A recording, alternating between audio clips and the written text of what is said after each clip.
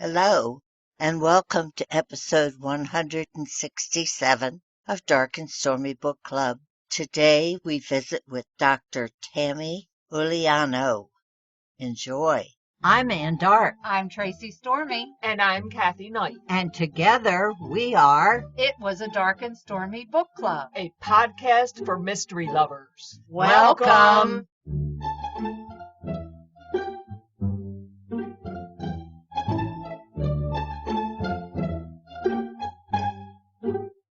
If you enjoy our show, please consider contributing to the Dark and Stormy Patreon. By becoming a patron, you will help us create better and quality content. There are also benefits to becoming a patron, such as exclusive content and Dark and Stormy merchandise. Become a supporter at patreon.com/darkandstormybc. Check our website for the link. We appreciate any and all contributions. Thank you. When her elderly patients start dying at home days after minor surgery, Anesthesiologist Dr. Kate Downey wants to know why. The surgeon, not so much. Old people die, that's what they do, is his response. When Kate presses, Surgeon Charles Ricken places the blame squarely on her shoulders. Kate is currently on probation, and the chief of staff sides with the surgeon, leaving Kate to prove her innocence and save her own career. With her husband in a prolonged coma, it's all she has left. Aided by her eccentric Aunt Erm, a precocious medical student, and the lawyer's son of a victim, Kate launches her own unorthodox investigation of these unexpected deaths. Tammy Euliano writes medical thrillers. She's inspired by her day job as a physician, researcher, and medical educator. She is a tenured professor at the University of Florida, where she's been honored with numerous teaching awards. She has also been featured in a calendar of women inventors. Finally promoted to full professor with nothing left to prove on the academic side, a wise colleague advised anyone can do the administrative stuff. Only you can write the stories in your head. So she wrapped up her research, resigned her administrative positions, and dropped to 60% clinical time to embark on her career as a storyteller. She and her husband have 3 terrific kids and 3 poorly behaved dogs, and she enjoys cheering on her beloved gators. We would like to welcome Tammy Euliano to the program. She has a fascinating book out called Fatal Intent. Welcome, Tammy. Good morning. Thank you for the invitation. It's great to meet you.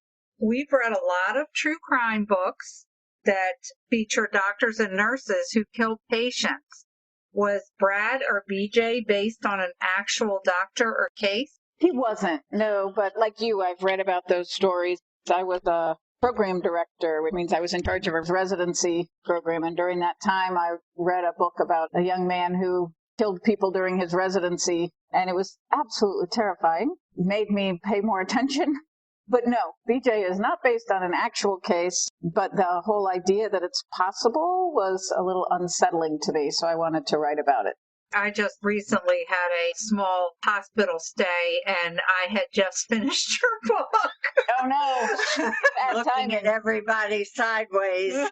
It is very uncommon for anyone to do such a thing. Sadly, too many families have had to face the dilemma that Kate Downey had to face with her husband being in a vegetative state. I know there are many ethical questions to answer, but are any avenues opening up to legally accept euthanasia in the U.S.? In the U.S., there are 7 states and the District of Columbia that have legal avenues. There's different terminology. Euthanasia is good death from the direct Greek translation. And how to define that is highly variable. So physician-assisted suicide is what is most commonly legalized in these states. It varies from state to state. For the most part, it's a physician giving a prescription and then the patient filling that prescription and purposely on their own committing suicide. And so the physician's role is only to make that possible. But even then, they have lots of fail-safes about competence of the patient and that there's two physicians who agree that this is the right thing to do and the patient has to administer the medication themselves. So none of that would have helped in Kate's situation. Only internationally are there avenues in that setting. We have come a long way since Jack Kevorkian. We have and we haven't. There were no laws when he started. The first law wasn't until 1994 in Oregon, and he started in 1990. So there has been some national attention to the issue, although in recent years there's been less. Talking about ethical questions, we were very interested in Brad's story because he seemed to move from hospital to hospital. It didn't seem like that he had any trouble, even though he wasn't exactly doing things great. Is it really that easy for a doctor with a questionable history to get transferred over and over? Sadly, there are ways to do that. Now, he's not a physician. He's a nurse anesthetist, and he works as what's called a locum tenens. So they are travelers, and most locum tenens work through a large group. They have prearranged deals with the hospitals where they can get credentialed quickly. And so the only way somebody would get noticed is if they worked in a hospital and that hospital then contacted the locums group and said, hey, this person's got some problems. And the way he did things, it was not evident that it was related to him. So could something like this happen? Yes. And in the other Swingo case that I mentioned before, it was a matter of nobody could prove anything. There's some pressure to not malign physicians. And so he ended up moving from program to program with good letters, some of which he just changed the date on his previous letters rather than actually getting new recommendations. So terrifyingly, yes, it is possible to get credentialed as a physician. At my hospital, it takes months. So the only real way to do something like this would be to do it through a temporary agency kind of mechanism, I think. Do you think part of it is maybe a lack of staffing and they're just happy to have somebody fill the position? Absolutely. There's no question that's where locums are able to work. They're way more expensive than actual staff. So they are filling in when we have a bunch of people out sick, or for us, when we open a new bunch of operating rooms and we haven't had time to credential people yet, then we use the temporaries until we do. All the ones I've ever worked with are wonderful. I've never had anybody that I was fearful of at all. At least at my hospital, we do supervise everyone. The physicians supervise all the nurses. Is it actually possible to inject somebody in the tonsils and have it take effect later? That is purely made up on my part as something that might be possible, but is certainly never done. Most tonsil tissue is pretty small by adulthood. I was trying to come up with a place that had good blood flow, that could accept a liquid and didn't change blood flow with exercise. Because, like if you injected a muscle and somebody exercises, there's a bunch more blood flow at that time and it would affect uptake. But no, that is entirely made up on my part, and I can't imagine anyone ever testing whether it would work. Well, here's the most important question of the day. Will Kate's story continue? It will. I didn't write it as a series. I fell in love with Kate and thought, it would be so fun to keep her going. And then I thought, but what anesthesiologist is going to have a murder mystery happening around her more than once? But then people bring up Jessica Fletcher and how you can live in a tiny little town and just have a murder a week.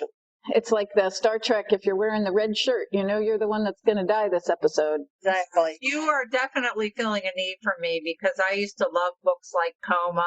I enjoy reading them as well when they have a lot of medical mistakes in them. So that's much more common in a different book that happens to have a medical scene that is erroneous. That really turns me off, as I'm sure a lawyer gets annoyed when there's a law scene that makes no sense, or a policeman when there's an interaction with the law enforcement that's completely wrong. So it's nice to read things like Coma that are written by people who concern themselves with getting all the facts right. I worked for Dartmouth Medical School for about 10 years.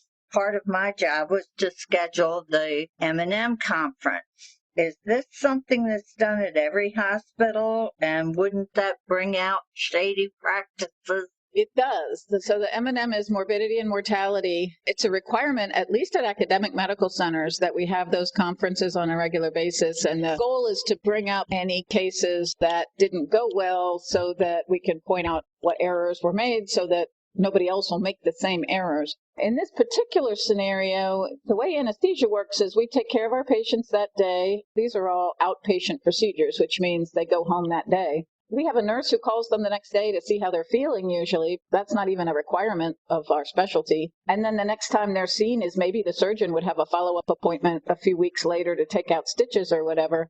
But if they died in the meantime, an anesthesia department would never know about it. We aren't equipped to follow up patients beyond their discharge from the hospital.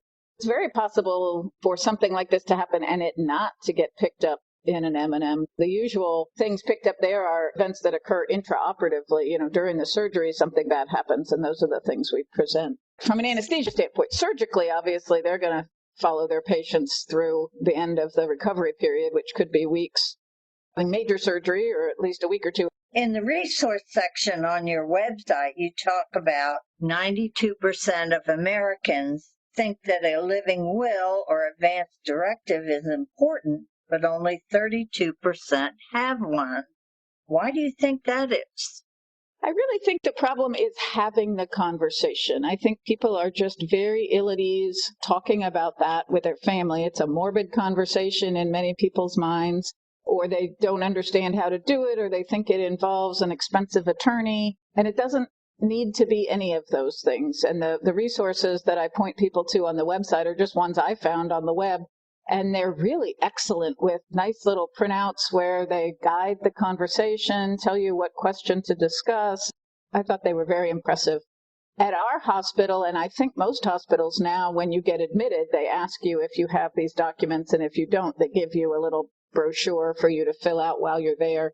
And so I'm hopeful that those percentages will go up. But I think a lot of people just throw it in their bag with all the other documentation they receive. Really is important, and then updating it as well. I was just reading an article that said that they gave people 3 scenarios of severe COPD, but you were competent, Alzheimer's disease, and you were most of the time not competent, and then a persistent vegetative state similar to what's in my book.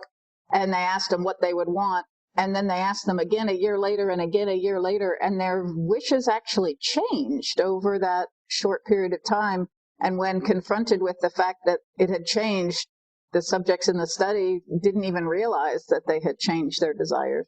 So it is important to readdress it at regular intervals, just to be sure that everybody knows what you want. I don't deal with this nearly as much as I did when I was in training, but occasionally we'll hear stories from our ICU colleagues, or I'll see it on labor and delivery, where a patient has said one thing to one family member and a different thing to a different family member, and they're both equally convinced that they're right.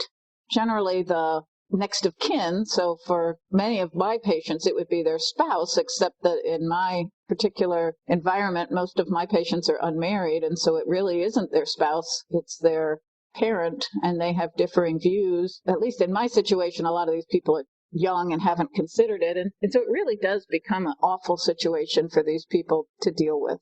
So it's important to have it written. You really gave me something to think about reading this book, because I never really considered the fact that you hear of people in vegetative states, and there's been some court cases, but I never considered the fact that sometimes they're not on a ventilator, they're just on a feeding tube. Kate would have had to watch him starve to death. Right. Well, that's the Terry Schiavo thing, right? That they turned off the ventilator and she lived another 9 years, I think, on a feeding tube. Did you know this story from soup to nuts before you started writing it, or did it evolve as the book was written? It absolutely evolved tremendously. I write technically for my job, and I had written a textbook with an older colleague, and the concept had been with me for years, but I'd never really thought of writing it in fiction. When I started writing it, I thought that it would be more of an opinion piece than a story. And then it started to become a story, and then it just evolved. And as I started writing Kate, it was actually very funny that I'd heard stories of authors saying that the characters take the story and tell you what they're going to do. And I thought that was crazy, but it really is true. You make this character in your head. I guess you subconsciously create them into a 3D character. when you try and tell them to do something that isn't in that character's character, they don't necessarily cooperate. And so she evolved significantly. She started out being sort of a carbon copy of me 25 years ago and turned into someone quite